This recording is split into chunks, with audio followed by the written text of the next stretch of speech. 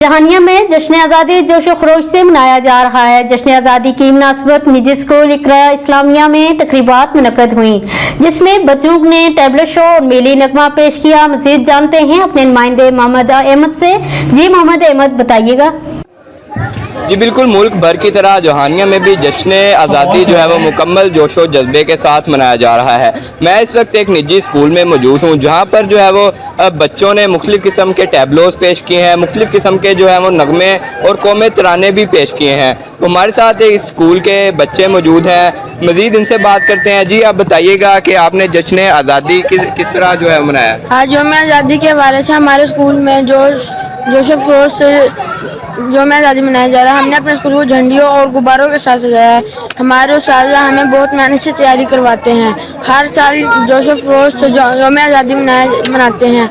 सब बच्चे बहुत खुश हैं। जश्न आज़ादी मुबारक हो। जी बिल्कुल, जैसा कि आपने देखा कि बच्चे जो है वो जश्न आज़ादी मनाने के लिए बहुत पुरजोश दिखाई दे रहे थे। बेशक ज़िंदा कौमें जो है वो अपना जश्न आज़ादी भरपूर तरीके से मनाती हैं। जी।